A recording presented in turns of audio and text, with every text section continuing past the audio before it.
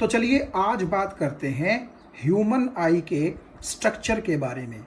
यानी जो आँखें हमें दुनिया की तमाम चीज़ें दिखाती हैं, वो आँखें खुद कैसी दिखती हैं अंदर से, उसके बारे में हम आज बात करेंगे।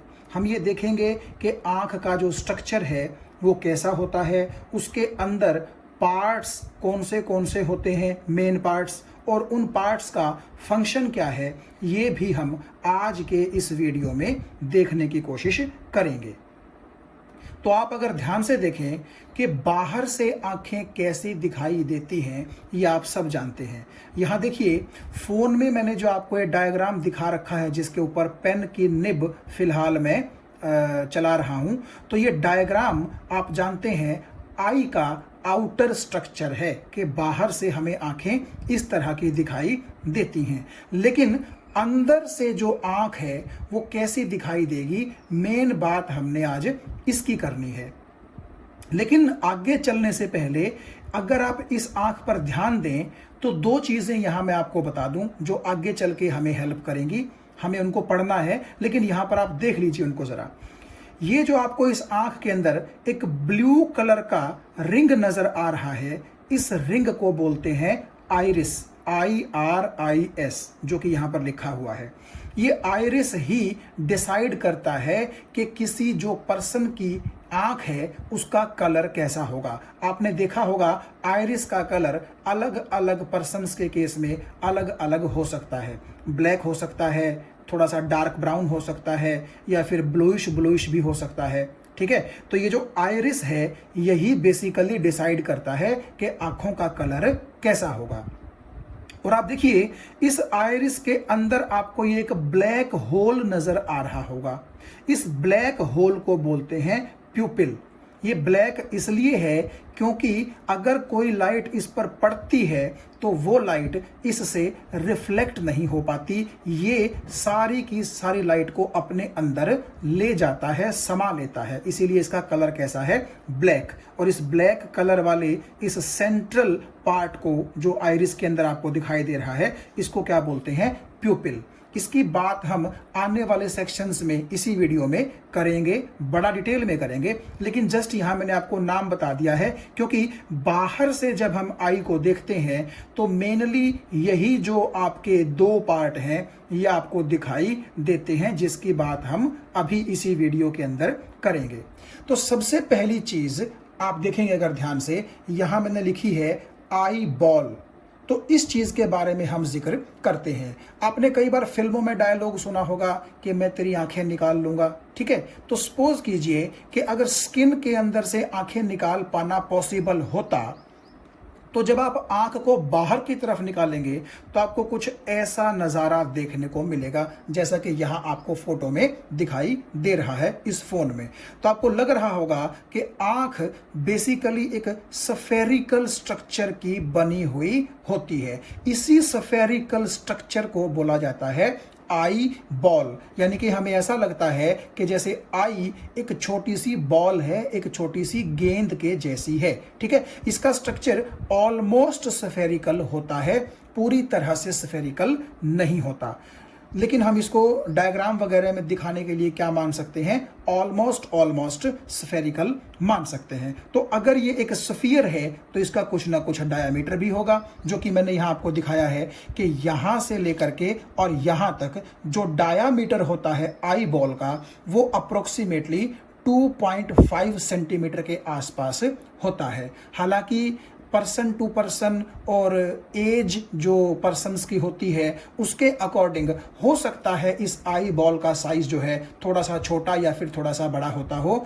मगर अप्रोक्सीमेटली जो अडल्ट होते हैं, जो बड़े लोग होते हैं, वयस्क होते हैं, उनमें आई बॉल का साइज लगभग इतना ही होता है, 2.5 सेंटीमीटर। तो आप समझ गए होंगे कि आई बॉल क्या है। मैंने यहां लिखा है, it is the name given to the spherical structure of the eye whose diameter is approximately 2.5 centimetre. यानी कि आप ये मान लीजिए कि अगर आंख को स्किन से बाहर निकालना पॉसिबल है तो आंख का ये जो स्फेरिकल सा स्ट्रक्चर है जो कि एक बॉल की तरह नजर आ रहा है, इसी को बोला जाता है आई बॉल, और क्योंकि ये गोल है, ऑलमोस्ट गोल है, इसीलिए इसको बॉल बोल सकते हैं हम। और इसका डायमीटर मैंने आपको बताया कितना होता है, 2.5 सेंटीमीटर।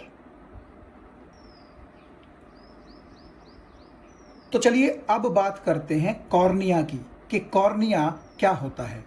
आप अगर यहाँ स्ट्रक्चर में ध्यान से देखें, पूरी की पूरी जो आई बॉल है उसका ये जो फ्रंट पार्ट आपको नजर आ रहा है, जो कि थोड़ा सा बाहर की तरफ उभरा हुआ है, इस फ्रंट पार्ट पर एक बिल्कुल पतली सी एक ट्रांसपेरेंट लेयर होती है। इसी ट्रांसपेरेंट लेयर को क्या बोला जाता है, कॉर्निया। और अगर आप डायग्राम में ध्यान से देखें, इस बाहर की तरफ उभरे हुए पार्ट को मैंने पेंसिल की हेल्प से इसके बाहर एक बिल्कुल पतली सी परत दिखाने की कोशिश की है। यही परत क्या कहलाती है, कॉर्निया। और अब एक चीज आप ध्यान से देखिए, आप ऐसा बोल सकते हैं कि जो आई का हमारा फ्रंट पार्ट होता है, उस फ्रंट पार्ट को एक पतली सी बिल्कुल मेम्ब्रेन से ढक दिया जाता है कुदरत के द्वारा, और इसी को क्या बोला जाता है, कॉर्निया। ये ट्रांसपेरेंट किस लिए होती है, ताकि अगर लाइट यहां पर पड़े तो वो ट्रांसपेरेंट ऑब्जेक्ट की हेल्प से अंदर तक आंख के जा सके। और अगर ये लेयर ही ट्रांसपेरेंट नहीं होगी तो आप समझ सकते हैं लाइट अंदर की तरफ ट्रेवल नहीं कर पाएगी। और ये बिल्कुल पतली सी होती है। आप ऐसा मान के चल सकते हैं कि मान लीजिए एक गेंद है और उस गेंद को आपने क्या किया, एक ट्रांसपेरेंट बिल्कुल पतले से पॉलीथीन से ढक दिया।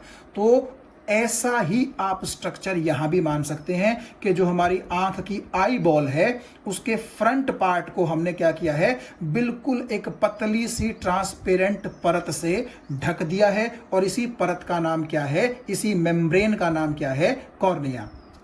दूसरा, अगर आप ये देखिए, ये एक तरह से पॉलीथीन की तरह से काम करती है, तो क्या अंदर डस्ट वगैरह जाने देगी ये? बिल्कुल नहीं जाने देगी। तो आप ऐसा भी कह सकते हैं कि कॉर्निया हमारी आंख को प्रोटेक्ट करती है, किससे, डस्ट एटसेट्रा से। डस्ट के अलावा भी कई चीजें हो सकती हैं, मच्छर हो गए वगैरह वगैरह, जो हमारी आंख में जाने का खतरा रहता है। तो उन सब से हमें ये लेयर क्या करती है, प्रोटेक्ट करती है। और ये बड़ी बिल्कुल पतली सी लेयर होती है, बड़ी थिन मेम्ब्रेन होती है। और यहां पर आप देखिएगा, फ्रंट पार्ट ऑफ आई, ये वाला पार्ट जो है, ठीक है, विच इज बल्ज्ड, बल्ज्ड का मतलब जो बाहर की तरफ उभरा हुआ है, is covered by A transparent spherical thin membrane which is called cornea, जिसकी बात हम कर चुके हैं। और लाइट यहीं से सबसे पहली एंट्री आंख के अंदर लेती है। और यही कॉर्निया हमारी आंख को डस्ट एटसेट्रा से भी क्या करती है, प्रोटेक्ट करती है। तो आप ऐसा इमेजिन कर सकते हैं कि आंख के ऊपर बिल्कुल एक ट्रांसपेरेंट पॉलीथीन की जैसे कि पतली सी परत है।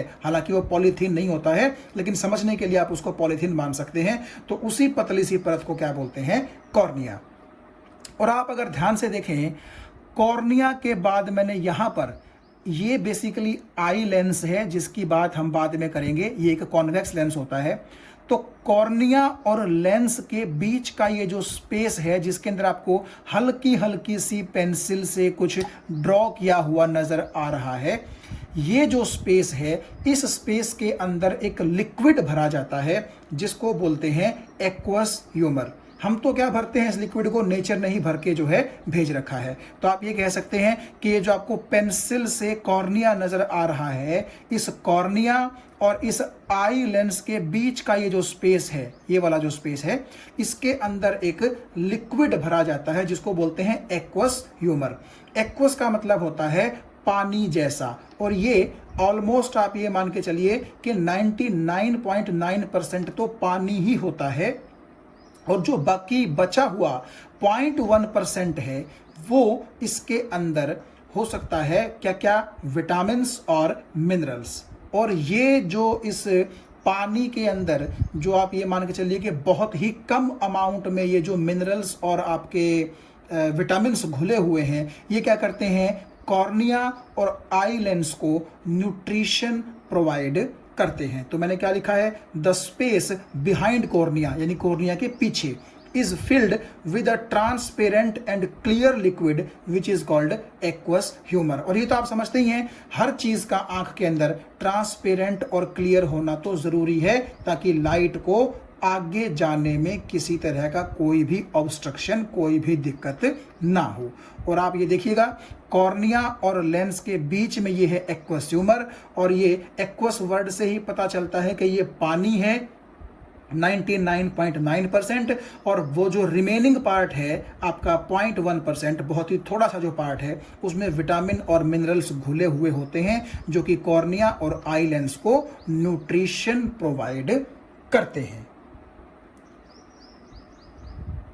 तो चलिए अब बात करते हैं हम आइरिस और प्यूपिल, इन दोनों की। आप यहाँ इस डायग्राम में अगर एक बार फिर से देखें तो मैंने जैसे कि आपको बताया था कि ये जो रिंग है जो कि ब्लू कलर का आपको दिखाई दे रहा है, इसको हम बोलते हैं आइरिस, और इस रिंग के अंदर ये जो ब्लैक होल आपको दिखाई दे रहा है, इसको हम बोलते हैं प्यूपिल। इसी आँख को जब आप साइड से देखेंगे तो इमेजिन कीजिए कि आपको ये आँख कैसी दिखाई देगी। आप ऐसा सोचिए कि ये जो आइरिस है, ब्लू कलर का रिंग, ये रिंग पूरा ना बना करके मैं क्या करता हूँ, थोड़ा सा ऊपर का पोर्शन और थोड़ा सा इसका नीचे का पोर्शन यहाँ आँख के स्ट्रक्चर में बना देता हूँ। तो आप अगर ध्यान से देखें, ये जो पेंसिल मैं चला रहा हूँ जिस स्ट्रक्चर के ऊपर, ये वाला ऊपर का पोर्शन और ये वाला आपका नीचे का पोर्शन, ये क्या है, आइरिस है। भैया आप अगर यहाँ ध्यान से देखेंगे तो आप ये देखिएगा कि कुछ नीला आपको ऊपर की तरफ दिखाई दे रहा है और कुछ नीला पोर्शन आपको नीचे की तरफ दिखाई दे रहा है। तो मैंने यहाँ पर ऐसा ही किया कि मान लीजिए यहाँ से लेकर के यहाँ तक ये ऊपर वाला पोर्शन और यहाँ से लेकर के यहाँ तक ये नीचे वाला पोर्शन ब्लू है, जिसको हम साइड से देख रहे हैं, तो इसी को हम क्या बोलेंगे, आइरिस। और ये देखिएगा, ये ऊपर वाला आइरिस का पोर्शन और जो नीचे वाला आइरिस का पोर्शन है, इनके बीच में यहाँ से लेकर के यहाँ तक आपको एक गैप दिखाई दे रहा होगा। इस गैप को हम बोलेंगे प्यूपिल, क्योंकि आप ये देखिए ऊपर वाले पोर्शन और नीचे वाले पोर्शन के बीच का जो ये हिस्सा है, इसी हिस्से में कौन है, प्यूपिल है। तो आप ये बोल सकते हैं कि ये वाला और ये वाला जो है आपका आइरिस है, और इन आइरिस के पोर्शंस के बीच में ये जो आपको खाली जगह दिखाई दे रही है, इसको हम बोलेंगे प्यूपिल। अब देखिए इनके फंक्शंस के बारे में हम बात करते हैं। आइरिस के बारे में तो जैसे मैंने आपको बताया ही था कि ये एक आंख के अंदर का कलर्ड रिंग जैसा स्ट्रक्चर होता है, और यही स्ट्रक्चर डिसाइड करता है कि जो आंख का कलर है वो कैसा होगा, ब्लैक होगा कि ब्राउन होगा या फिर कोई ब्लूइश ब्लूइश स्ट्रक्चर होगा। दूसरा, अगर आपकी लाइट इस रिंग के ऊपर पड़ती है तो वो लाइट, ये रिंग क्या करता है, कुछ लाइट तो ये एब्जॉर्ब कर लेता है और कुछ लाइट ये रिफ्लेक्ट करता है, और वही रिफ्लेक्टेड लाइट किसी दूसरे पर्सन की आंख से जब हमारी आंखों में आती है तो ही हमें उस पर्सन की आंख का कलर या उसके आइरिस का कलर नजर आता है। जैसे कि आप ये सोचिए कि इस आंख के ऊपर से ढेर सारी लाइट की रेज पड़ रही हैं, ठीक है। तो मैं इस प्यूपिल की बात नहीं करूंगा, मैं बात कर रहा हूं इस ब्लू कलर के रिंग के बारे में। तो होता क्या है, ये जो ब्लू कलर का रिंग होता है ये उस लाइट को एब्जॉर्ब कर लेता है, और क्योंकि इसका कलर ब्लू है, इसका मतलब ये है कि इस रिंग ने सिर्फ ब्लू कलर की लाइट ही बाहर की तरफ क्या की है, रिफ्लेक्ट की है। और वो रिफ्लेक्टेड ब्लू कलर जब आपकी आंखों में गिरता है तो आपको उस पर्सन की आंखें कैसी नजर आती हैं, ब्लूइश नजर आती हैं। तो ये जो आपका आइरिस होता है, जो कि आपका ये सर्कुलर रिंग है, बेसिकली ये क्या करता है, अपने ऊपर गिरने वाली लाइट को एब्जॉर्ब भी करता है, और जो पार्ट ये रिफ्लेक्ट करता है वही पार्ट आपको फिर क्या नजर आता है, बाहर से उस पर्सन की आइरिस के कलर के रूप में नजर आता है। तो यहीं पर मैंने यही चीज लिखी है कि light which is incident on iris is absorbed or reflected, and the reflected light come to the other person's eye who can see the color of the eye as mentioned above. और ये जो आपको अंदर का structure नज़र आ रहा है जिसको हम प्यूपिल बोलते हैं, ये ब्लैक क्यों नज़र आता है? क्योंकि जो लाइट इस पर पड़ती है ये क्या करता है, कोई भी लाइट को रिफ्लेक्ट नहीं करता, बल्कि सारी की सारी लाइट को क्या कर लेता है, अंदर की तरफ भेज देता है एब्जॉर्ब करके। और क्योंकि इससे कोई लाइट बाहर नहीं निकल सकती, इसीलिए इसका कलर हमें कैसा नज़र आता है, ब्लैक नज़र आता है। तो यहाँ आप देख सकते हैं, little black hole inside iris is called प्यूपिल। तो ये जो ब्लैक कलर का आपको एक होल दिखाई दे रहा है आइरिस के अंदर, इसी को हम क्या बोलते हैं, प्यूपिल बोलते हैं। इसका क्या फंक्शन है? इसका फंक्शन है कि ये आंख के अंदर कितनी लाइट जाएगी उसकी अमाउंट को कंट्रोल करता है। आपने शायद कभी ना कभी ध्यान दिया होगा कि जो प्यूपिल का साइज है वो छोटा भी हो सकता है और जो प्यूपिल का साइज है वो बड़ा भी हो सकता है। यानी कि आप ऐसा सोचिए कि अगर प्यूपिल का साइज छोटा हो जाएगा तो ये ब्लैक पोर्शन तो छोटा हो जाएगा और इस ब्लूइश पोर्शन का जो एरिया है वो बढ़ जाएगा, और अगर आपका प्यूपिल बड़ा होगा तो ब्लैक पोर्शन बढ़ जाएगा और जो ये ब्लूइश एरिया है ये क्या हो जाएगा, घट जाएगा। यानी कि बेसिकली आइरिस ही क्या करता है, प्यूपिल को घटा या फिर बढ़ा सकता है। इससे क्या होगा? इससे होगा ये कि हमारी आंखों में जो लाइट जाती है उसकी जो अमाउंट है वो कंट्रोल्ड अमाउंट में अंदर जाती है। देखिए, मान लीजिए आप दिन के वक्त बाहर खड़े हैं या फिर किसी ऐसी जगह पर खड़े हैं जहां पर लाइट बहुत ज़्यादा है, तो आप देखिएगा कि आपको ये ब्लैक पोर्शन छोटा होता हुआ नज़र आएगा, यानी कि आपके प्यूपिल का साइज छोटा हो जाएगा। क्यों? क्योंकि अगर साइज छोटा होगा तो बाहर क्योंकि लाइट ज़्यादा है, जैसे कि मैंने बात की, आप दिन के वक्त बाहर खड़े हैं या बेहद ज़्यादा लाइटनिंग के अंदर खड़े हैं तो वहाँ पर लाइट ज़्यादा होती है, तो ज़्यादा लाइट हमारी आंखों के अंदर अगर जाएगी तो वो हमारी आंखों को हार्म कर सकती है। हमारी जो आंख के अंदर बड़े सेंसिटिव टिश्यूज़ होते हैं उनको बर्न कर सकती है। तो इसीलिए ज़्यादा लाइट अंदर ना जाए बाहर से तो क्या करता है, प्यूपिल अपना साइज छोटा कर लेता है।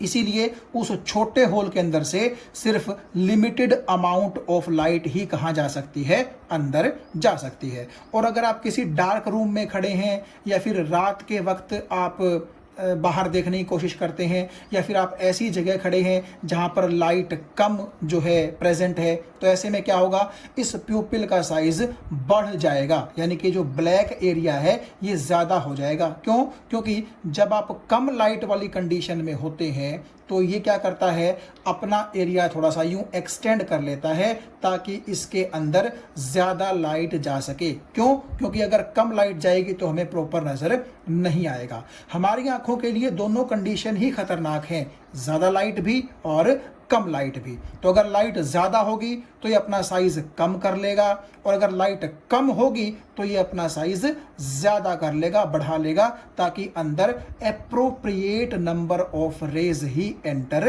कर सकें। तो यहाँ मैंने लिखा है, its size reduces in day time और when light is more, and its size increases at night और when light is less. Excess light can harm our eyes, so pupil control it। ठीक है, तो प्यूपिल अपने साइज को कम करके या फिर बड़ा करके खुद ये डिसाइड करता है कि आंख के अंदर कितनी अमाउंट ऑफ लाइट को जाने देना है। आप बात समझ गए होंगे। एक बार अगर मैं यहाँ आपको ड्रॉ करके दिखाने की कोशिश करूँ, अगर प्यूपिल का साइज बिल्कुल कम है तो इसका मतलब है इसमें लाइट कम जाएगी, यानी कि बाहर ज़रूर आप बेहद ज़्यादा लाइट वाली कंडीशन में खड़े हैं। और अगर प्यूपिल का साइज बढ़ गया है, ऐसा कुछ हो गया है, तो इसका मतलब है ये चाहता है कि अंदर लाइट ज़्यादा जाए। क्यों? ज़रूर आप बाहर कम लाइट की कंडीशन के अंदर खड़े होंगे। तो आप ये देख सकते हैं आइरिस और प्यूपिल के अंदर बड़ा गहरा रिलेशन है। क्यों? क्योंकि प्यूपिल अगर अपना एरिया बढ़ा लेगा तो आपको ये ब्लूइश एरिया कम नज़र आएगा, और अगर ये प्यूपिल अपना एरिया घटा लेगा, छोटा हो जाएगा, तो ब्लूइश एरिया आपको ज़्यादा नज़र आएगा। तो आइरिस के अंदर ही जो ये होल है इसको हम प्यूपिल बोलते हैं, और यही प्यूपिल कंट्रोल करता है कि आंख के अंदर कितनी लाइट जानी चाहिए या फिर कितनी लाइट नहीं जानी चाहिए। छठे नंबर पे आप देखिएगा, यहां लिखा है मैंने आई लेंस। आप यहां देख सकते हैं, ये जो आपको एक कन्वेक्स लेंस टाइप का स्ट्रक्चर नजर आ रहा है, इसी को बोलते हैं आई लेंस। यानी कि यही जो लेंस है ये क्या करता है, आने वाली लाइट को यहां कन्वर्ज कर देता है ताकि हम बाहर के ऑब्जेक्ट को क्या कर सकें, देख सकें। और आप ऐसा मत सोचिएगा कि अगर ये कॉन्वेक्स लेंस है तो ये कांच का बना हुआ होगा, नहीं। अगर ये कांच का बना हुआ होता तो हमारी आंख के अंदर वाले पार्ट्स को डैमेज कर सकता था। मान लीजिए हमारी आंख में कोई छोटी मोटी चोट लग गई, उसकी वजह से ये लेंस टूट गया, तो कांच अगर ये होता तो अंदर के जो सॉफ्ट पार्ट होते हैं उनको नुकसान हो सकता था ना। इसीलिए कुदरत ने क्या किया है, इस लेंस को बनाया तो कन्वेक्स है, ट्रांसपेरेंट ही है ये ग्लास की तरह, लेकिन ये बना हुआ ग्लास से नहीं होता। तो फिर ये किस चीज़ से बना होता है, ये एक जेली लाइक ट्रांसपेरेंट मटेरियल से बना हुआ होता है। मैंने यहाँ पर लिखा है, it is a convex lens which makes sharp image of object at retina. मतलब कि ये जो आपका लेंस है जहाँ ये इमेज बनाएगा, इस पोर्शन को रेटिना बोलते हैं। इसकी बात हम आगे करेंगे। तो ये रेटिना पर इमेज बनाता है by converging the light rays, क्योंकि आप जानते हैं कन्वेक्स लेंस का काम ही क्या होता है, लाइट को कन्वर्ज करना। It is made up of jelly like proteinaceous material, यानी कि जैसे आपने देखा होगा बालों में लगाने वाला जो जेल होता है वो आप ये मान के चलिए कि बिल्कुल ट्रांसपेरेंट टाइप का होना चाहिए।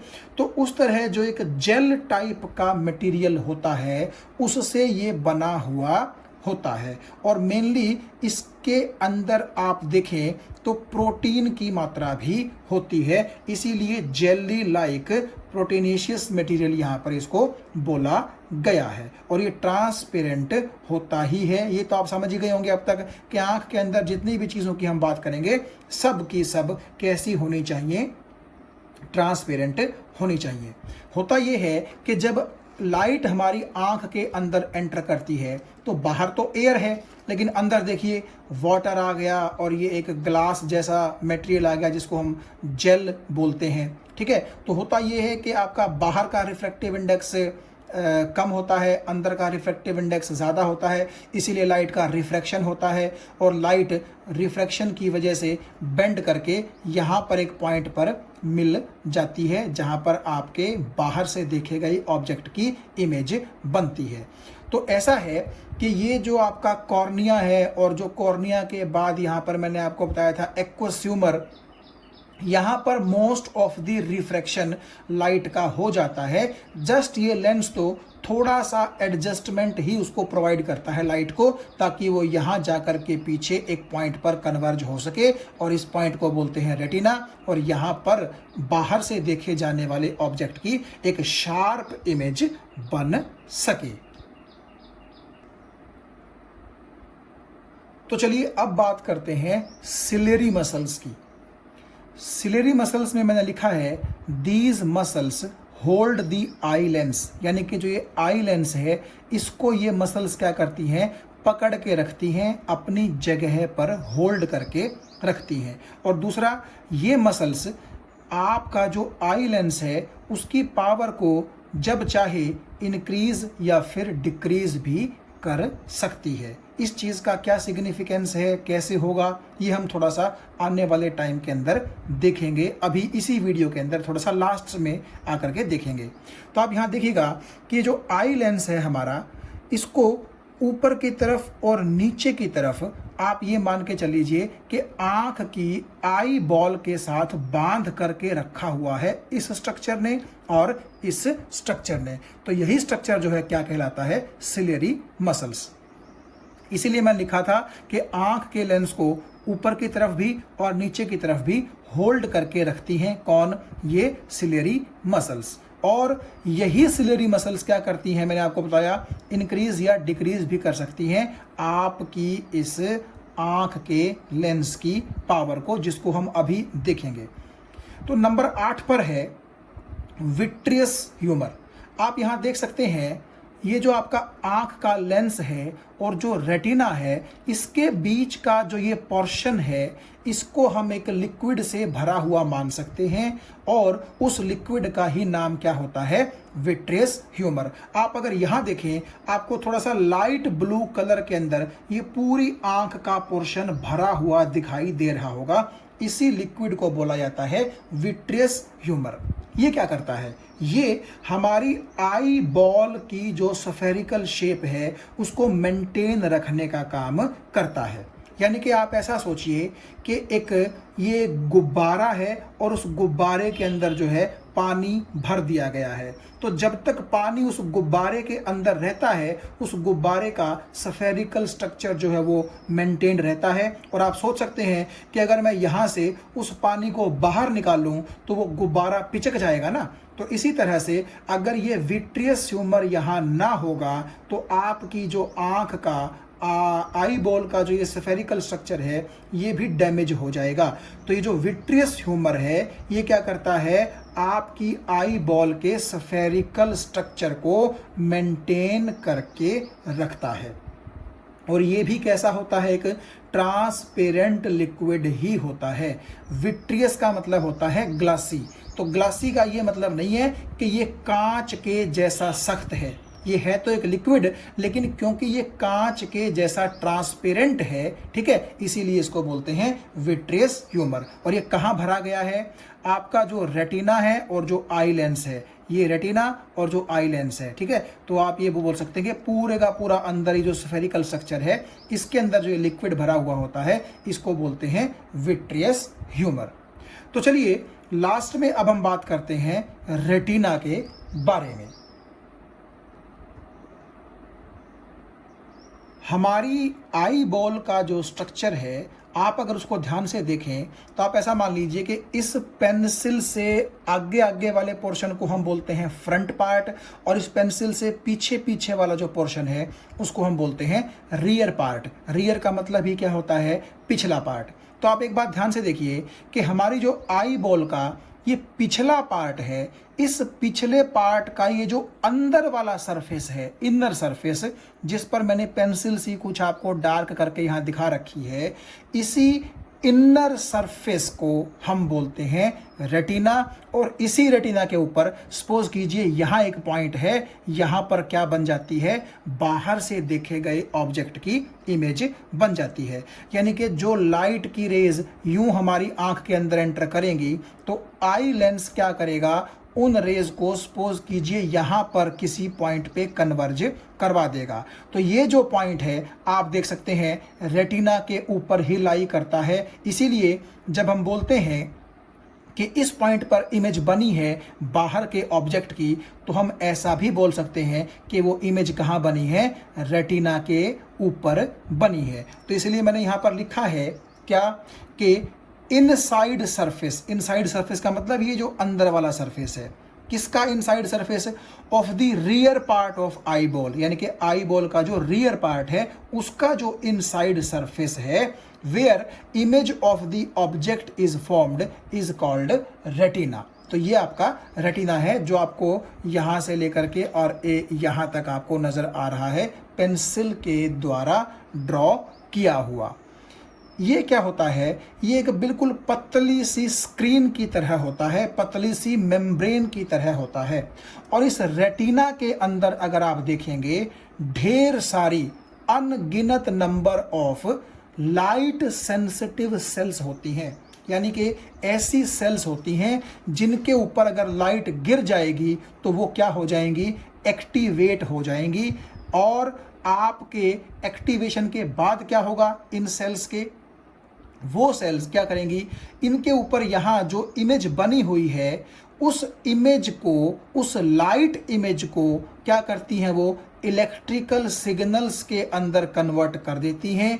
और फिर यहाँ पर ऑप्टिक नर्व्स होती हैं, उन ऑप्टिक नर्व्स की हेल्प से वो सिग्नल कहाँ तक लेकर के जाया जाता है, ब्रेन तक लेकर के जाया जाता है, और आपका ब्रेन उसके बाद फिर ये डिटेक्ट कर सकता है कि क्या देखा जा रहा है। आप यहाँ देख सकते हैं, it is a screen like membrane which is consisted by light sensitive sales, यानी कि ऐसी सेल्स जो लाइट के लिए सेंसिटिव होती हैं, यानी कि लाइट के पड़ते ही क्या हो जाती हैं, एक्टिवेट हो जाती है। These cells convert the light image into electrical signals which are carried up to brain by the optic nerves, यानी कि रेटिना के अंदर जो ये आपकी सेल्स होती हैं, लाइट सेंसिटिव सेल्स, ठीक है, ये क्या करती हैं, अपने ऊपर बनने वाली इमेज को इलेक्ट्रिकल सिग्नल्स में कन्वर्ट कर देती हैं, और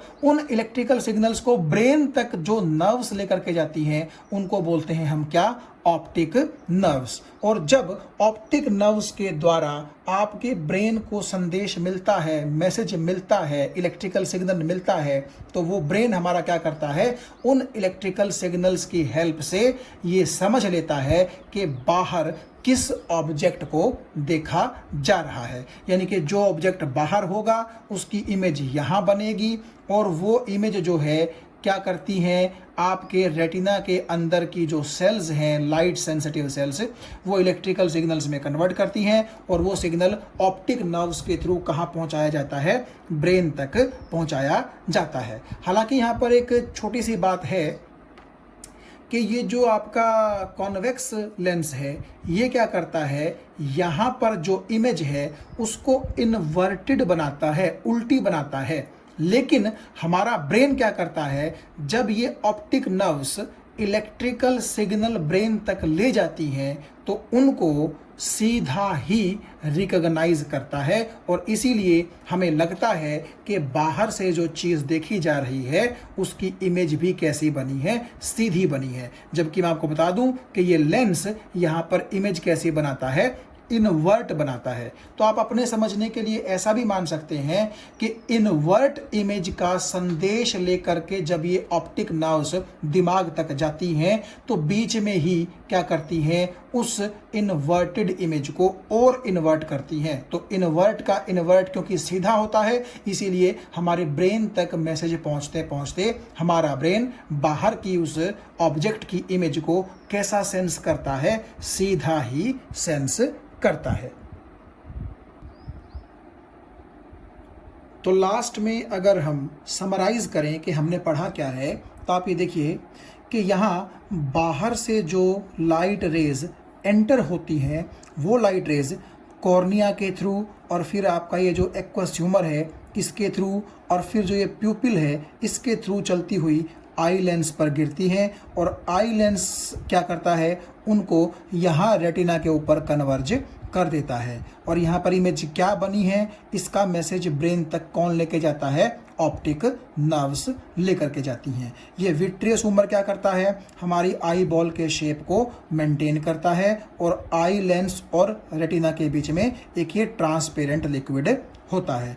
रेटिना आपको पता ही चल गया, हमारा जो आई बॉल का रियर पार्ट है उसका ये इनर सरफेस है, और बिल्कुल एक स्क्रीन लाइक एक मटेरियल होता है, बिल्कुल पतली सी मेम्ब्रेन ये होती है जिसके ऊपर कौन बनती है, इमेज बनती है। कॉर्निया हमारी जो आँख है उसका बिल्कुल आउटर पार्ट होता है, एक बिल्कुल पतली सी मेम्ब्रेन होती है ये, जो डस्ट वगैरह से हमारी आँख को क्या करती है, प्रोटेक्ट करती है। और ये जो एक्वस ह्यूमर है ये क्या करता है, कॉर्निया और आई लेंस को न्यूट्रिशन देता है। और ये आप समझ ही गए हैं कि प्यूपिल और आइरिस का जो फंक्शन है वो क्या है, और जो आपका आई लेंस है वो एक जेली लाइक मटेरियल से बना हुआ होता है, और इस आई लेंस को होल्ड करके रखती हैं आपकी सिलेरी मसल्स। और अब हम जिक्र करते हैं उस चीज़ का कि जो मैंने आपको बोला था, ये सिलेरी मसल्स आपके इस आई लेंस की पावर को भी क्या करती हैं, कंट्रोल करती हैं। तो चलिए अब बात करते हैं पावर ऑफ अकोमोडेशन की, जिसको हम सिंपली अकोमोडेशन भी बोल सकते हैं। अब इसको समझने के लिए हम लेंस फॉर्मूला की हेल्प लेते हैं। ये जो लेंस फॉर्मूला है आप जानते हैं, V का मतलब होता है इमेज डिस्टेंस, U का मतलब होता है ऑब्जेक्ट डिस्टेंस, और एफ का मतलब होता है जिस भी लेंस की आप बात कर रहे हैं उस लेंस की फोकल लेंथ। सपोज कीजिए मैं एक कॉन्वेक्स लेंस की बात कर रहा हूँ। देखिए, आपको पता है कॉन्वेक्स लेंस के सामने आप अगर कोई ऑब्जेक्ट खड़ा कर देंगे तो उस ऑब्जेक्ट की कहीं ना कहीं इमेज बनेगी, इस चीज़ पर डिपेंड किए हुए कि आपने ऑब्जेक्ट को रखा कहाँ पर है। आप एक चीज़ देखिए, अगर मैं ये कहूँ कि मैंने किसी पर्टिकुलर जगह पर ऑब्जेक्ट को प्लेस कर दिया है तो नेचुरली उस ऑब्जेक्ट के लिए कुछ ना कुछ इमेज डिस्टेंस तो होगा ही होगा। मान लीजिए मैं ऑब्जेक्ट को यहाँ रख देता हूँ ऑप्टिकल सेंटर से कुछ दूरी पर, तो ये यू हो गया, ठीक है। और मान लीजिए उसकी इमेज यहाँ बन गई। हम बिल्कुल सिंपल केस मान के चल रहे हैं, कोई भी टेक्निकल एस्पेक्ट इसके अंदर आप ना रखिए। तो मान लीजिए इस ऑब्जेक्ट की जो कि आपके ऑप्टिकल सेंटर से यू डिस्टेंस पर है, यहाँ इमेज बन गई सपोज कीजिए। तो ऑप्टिकल सेंटर से इमेज तक का डिस्टेंस क्या कहलाएगा? वी। और इस लेंस की कुछ ना कुछ फोकल लेंथ है जिसको आप क्या बोल सकते हैं? एफ बोल सकते हैं। तो एक चीज़ आप देखिएगा, अगर मैं आपसे ये कहूँ कि u को मैं चेंज करूँगा तो नेचुरली आप ये देख सकते हैं कि v भी क्या होगा? चेंज होगा इस फॉर्मूले के अकॉर्डिंग, क्योंकि एक अगर आप लेंस एक बार ले लेते हैं तो वो फिक्स होता है, तो उसकी फोकल लेंथ भी क्या होती है? फिक्स होती है। इसलिए अलग अलग u के लिए v कैसा आएगा? अलग अलग आएगा। ये चीज़ आपको बड़े आराम से समझ में आ गई होगी। लेकिन अगर मैं एक काम आपसे कहूँ कि आप ऐसा कीजिए कि अलग अलग u के लिए v एक जैसी आनी चाहिए, यानी कि चाहे आप ऑब्जेक्ट को लेंस के पास रखें या फिर आप ऑब्जेक्ट को लेंस से दूर रखें, मतलब u चाहे कुछ भी हो, इमेज हमेशा यहीं पर बननी चाहिए। मान लीजिए मैं कह रहा हूं कि v को आप क्या कर दो? एक तरह से फिक्स कर दो। तो आप एक चीज़ देखिएगा, अगर आप v को फिक्स करेंगे तो नेचुरली फिर f को चेंज होना पड़ेगा, क्योंकि जब f फिक्स था तो इन दोनों में चेंज होता था, और अगर आप v को फिक्स कर देंगे तो इन दोनों में चेंज होगा ही होगा। तो अगर मैं आपसे कहूं कि लेंस के चाहे ऑब्जेक्ट को पास रखें यानी कि u चाहे कम हो, चाहे ऑब्जेक्ट को दूर रखें यानी कि u चाहे ज़्यादा हो, मतलब u कुछ भी हो, अलग अलग u के लिए इमेज हमेशा एक ही जगह पर बने, v हमेशा फिक्स हो, तो ऐसे केस में आप समझ रहे होंगे f को तो चेंज होना ही पड़ेगा। और ऐसा कहाँ होता है? आप देखिए, अगर मैं एक रफ सा स्ट्रक्चर बनाऊं आई बॉल का, और ये हमारे आँख के अंदर का अगर कॉन्वेक्स लेंस है, तो आप जानते हैं ये कॉन्वेक्स लेंस इमेज कहाँ बनाता है? एक ऐसे पॉइंट पर जो कि रेटिना पर लाई करता है, और मान लीजिए ये है वो पॉइंट। तो आप एक चीज़ देखिए, आपकी आँख के चाहे कोई ऑब्जेक्ट नज़दीक रखा गया हो या फिर कोई ऑब्जेक्ट दूर रखा गया हो, इमेज तो हमेशा रेटिना पर ही बनेगी। इसका मतलब है आपकी इस पॉइंट का और लेंस के ऑप्टिकल सेंटर से डिस्टेंस सेम रहेगा, यानी कि v सेम रहेगी। यहाँ आपको चीज़ समझ में आ रही है? ठीक है भाई, आपकी आंख के अंदर तो इमेज हमेशा कहाँ बनती है? रेटिना पर ही बनती है। और आप ये सोच लीजिए कि अगर इमेज रेटिना पर बन रही है तभी आपको क्या होगा? ऑब्जेक्ट बिल्कुल क्लियर नज़र आएगा। तो आप यहाँ देख सकते हैं आँख के केस में क्या होता है, लेंस से लेकर के और ये जो पॉइंट है आपका रेटिना पर, इनके बीच का डिस्टेंस हमेशा कांस्टेंट रहता है, क्योंकि एक आँख के अंदर ये चेंज तो हो नहीं सकता। ऐसा तो हो नहीं सकता कि लेंस कभी आगे चला जाए, लेंस कभी पीछे चला जाए, ऐसा कभी नहीं होगा। लेंस अपनी जगह पर फिक्स है, रेटिना अपनी जगह पर फिक्स है, इसीलिए दोनों के बीच का डिस्टेंस भी फिक्स है। और क्योंकि यहाँ इमेज बन रही है तो ऑप्टिकल सेंटर से इमेज तक का जो डिस्टेंस है v, वो भी कैसा है? आँख के केस में फिक्स है। तो एक बात सोचिए आप, चाहे ऑब्जेक्ट पास हो तब भी इमेज यहीं पर बनती है, चाहे ऑब्जेक्ट दूर हो तब भी इमेज यहीं पर बनती है। यानी कि u भले ही चेंज हो रहा है मगर v को क्या रहना है? फिक्स रहना है। तो इस केस में होगा क्या? होगा ये कि इस लेंस की जो फोकल लेंथ है उसको u के अकॉर्डिंग चेंज होना पड़ेगा। यानी कि u जब चेंज होगा तो f को भी कुछ इस तरीके से चेंज होना पड़ेगा ताकि v क्या रहे? कांस्टेंट रहे। इस फॉर्मूले से आप देखिए अलग अलग u भले ही हैं लेकिन v तो सेम है, जैसा कि मैंने यहाँ लिखा फॉर डिफरेंट u यानी कि अलग अलग ऑब्जेक्ट डिस्टेंस के लिए v इज सेम यानी कि इमेज डिस्टेंस तो सेम है। सो f हैज़ टू चेंज, इसका मतलब है f को चेंज होना ही पड़ेगा। तो इस लेंस फॉर्मूले की हेल्प से आप बड़े आराम से देख सकते हैं कि अगर आपको इमेज का डिस्टेंस हमेशा फिक्स रखना है, कांस्टेंट रखना है, सेम रखना है, एक जैसा रखना है, तो अलग अलग u के लिए अलग अलग f होगा, यानी कि u के चेंज होते ही f भी क्या हो जाएगा, चेंज हो जाएगा। इसका मतलब है आंख के अंदर जो ये लेंस है इसको अपनी फोकल लेंथ क्या करनी पड़ेगी, चेंज करनी पड़ेगी। और क्योंकि आप जानते हैं कि पावर ऑफ लेंस होती है 1 फोकल लेंथ, तो अगर फोकल लेंथ चेंज होगी तो नेचुरली लेंस की पावर भी क्या होगी, चेंज होगी। इसका मतलब ये हुआ कि आंख के अंदर का जो लेंस है उसको अलग अलग ऑब्जेक्ट डिस्टेंस के हिसाब से अपनी पावर बार बार चेंज करनी पड़ती है ताकि v के ऊपर, इमेज डिस्टेंस के ऊपर, लोकेशन ऑफ इमेज के ऊपर कोई भी फर्क ना पड़े। और यही जो पावर है आपके आंख के लेंस की, जिसकी हेल्प से वो अपनी फोकल लेंथ को कह लीजिए या अपनी पावर को कह लीजिए, केस टू केस चेंज कर सकता है, इसी पावर को बोलते हैं पावर ऑफ अकोमोडेशन या फिर सिंपली अकोमोडेशन।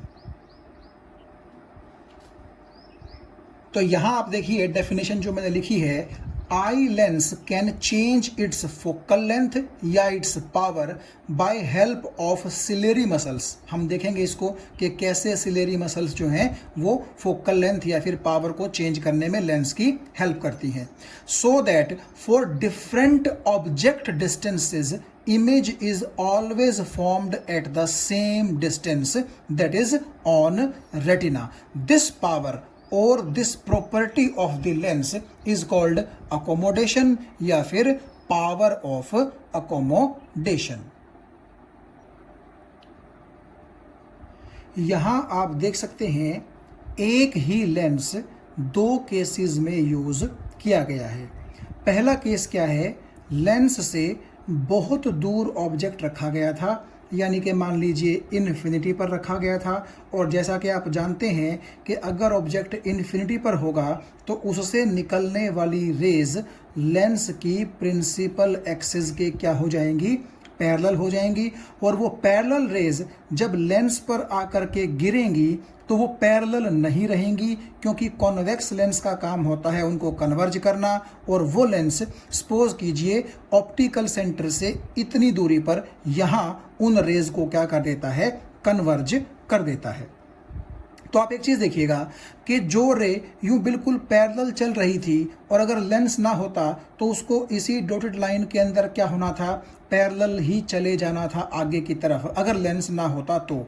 लेकिन क्योंकि लेंस प्रेजेंट है और लेंस का काम ही कन्वर्ज करना होता है, तो उस लेंस ने बेसिकली क्या किया, आपकी इस पैरेलल रे को यूं नीचे की तरफ कन्वर्ज कर दिया। और सपोज कीजिए इतने एंगल से कन्वर्ज कर दिया इस लेंस ने इस रे को। इस एंगल का अभी आप देखिएगा एक सिग्निफिकेंस है जो हमें थोड़ी देर बाद क्लियर हो जाएगा। तो ये तो बात थी किसकी, जब ऑब्जेक्ट आपका बहुत दूरी पर रखा गया था, किससे, लेंस से। यहाँ पर आप देखिए सेम लेंस से वही ऑब्जेक्ट काफ़ी नज़दीक रखा गया है, यानी कि नियर बाई ऑब्जेक्ट है। तो इससे जो रेस निकलेंगी नेचुरली वो प्रिंसिपल एक्सिस के पैरेलल तो नहीं होंगी।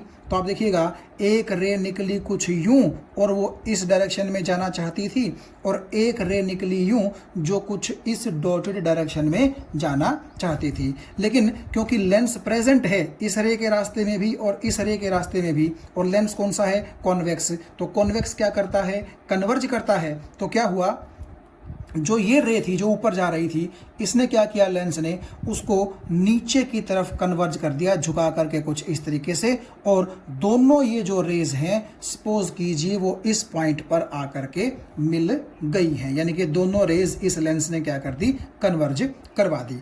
अब आप एक चीज़ ध्यान से देखिएगा कि जो रे यूं ऊपर की तरफ जा रही थी उसको इस डायरेक्शन में कन्वर्ज करने के लिए मोड़ दिया है इस लेंस ने। तो यहाँ पर आप एक चीज़ देखिए, काफ़ी ज़्यादा एंगल पिछली बार के मुकाबले आपको लग रहा होगा। यानी कि इस केस में तो आपका जो एंगल है वो काफ़ी कम है, यानी कि काफ़ी कम मोड़ा है लेंस ने।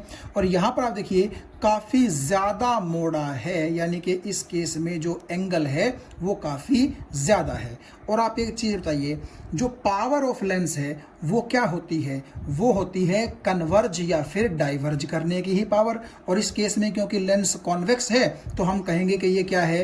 कन्वर्ज करने की पावर। यहाँ आप देखिए थोड़ा सा इस रास्ते से कम कन्वर्ज किया है, तो इस केस में नेचुरली हम कहेंगे कि पावर कैसी है? कम।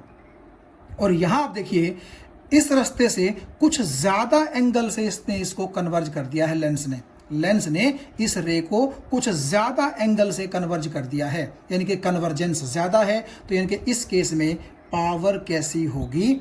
ज़्यादा होगी। ये बात आपको समझ में आ गई होगी।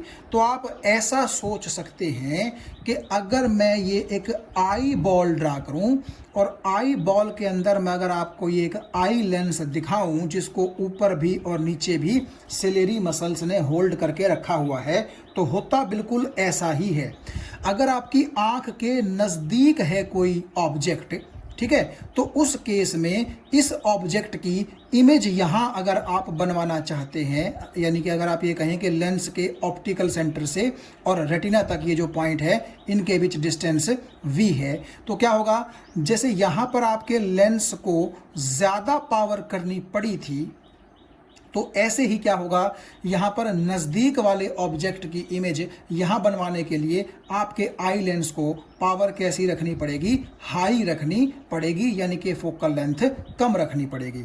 ऐसा ही इसके उल्टा होगा, अगर आपका ऑब्जेक्ट दूर हो जाए यानी कि इन्फिनिटी पर हो जाए, बहुत दूर हो जाए, तो क्या होगा?